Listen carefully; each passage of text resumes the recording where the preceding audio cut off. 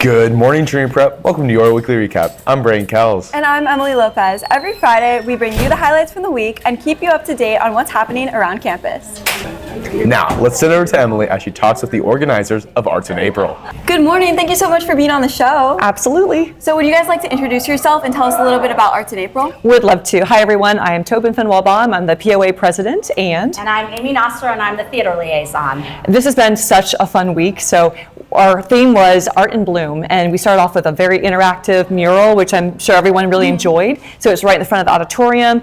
Students were able to actually make flowers and make them be part of the mural itself. So we love that.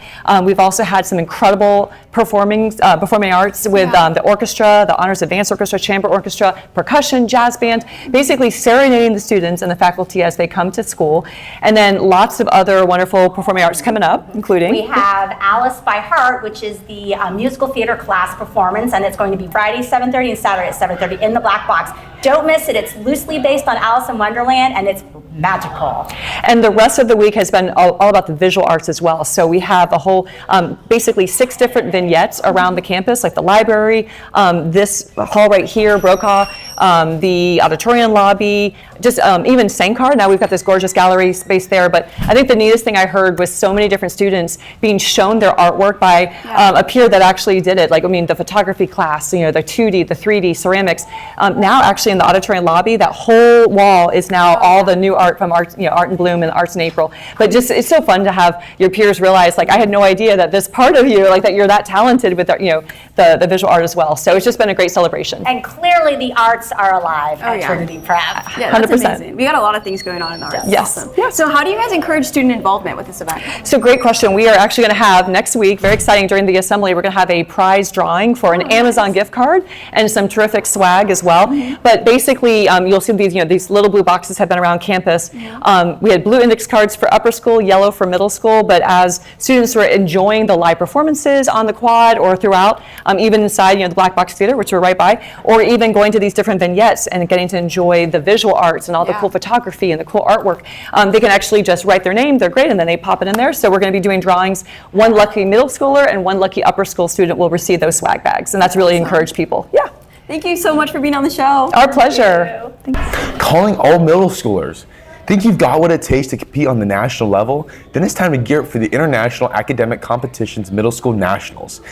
There are opportunities in a wide range of events, including math, biology, and science Bs, the National Citizenship and Humanities Bs, Intro to Model UN, and, of course, History and Geography Bs. You do not need to be in History Bowl to participate. If you're in grade 6th through 8th, you are eligible. See Mr. Keefe for more information.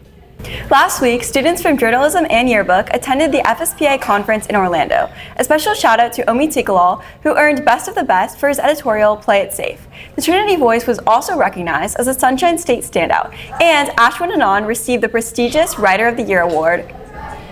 Members of the Latin Club attended the State Latin Forum last weekend in downtown Orlando, competing in events like mythology, grammar, and Kataman. A special shout out to senior Elliot McDermott, who has worked tirelessly on the state board and this past year helping organize these events. Student council elections will take place on Tuesday, April 21st for class officers and student body positions. Ballots will be sent via email Tuesday morning, so be sure to cast your vote. Every vote counts.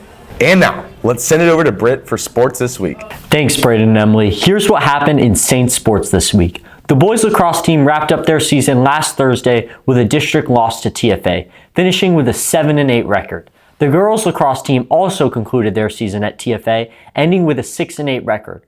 Throughout the season, Colettville led the team, averaging an impressive 4.5 goals a game. The baseball team opened district play with a dominant 16-1 victory. They advanced to face the Masters Academy, where their season came to an unfortunate end. Isaac Robinson finished the season with an incredible .479 batting average. The softball team had a strong week, highlighted by a 15-5 win over Cocoa Beach. They also picked up key district wins against Bishop Moore 12-5 and Lake Highland 13-0. The team is now on a 4-game win streak, improving their record to 5-6. That's all for sports. Back to you, Brayden and Emily. Come out and support the theater department by watching Alice by Heart tonight, Friday, and tomorrow, Saturday, in the Black Box. Thanks, Britt. That's all the news we have for you this week. Brayden, I've got a great joke for you this week. All right, let's hear it. Why should you never date a tennis player? Why? Because love means nothing to them. Thanks for watching. Go Saints!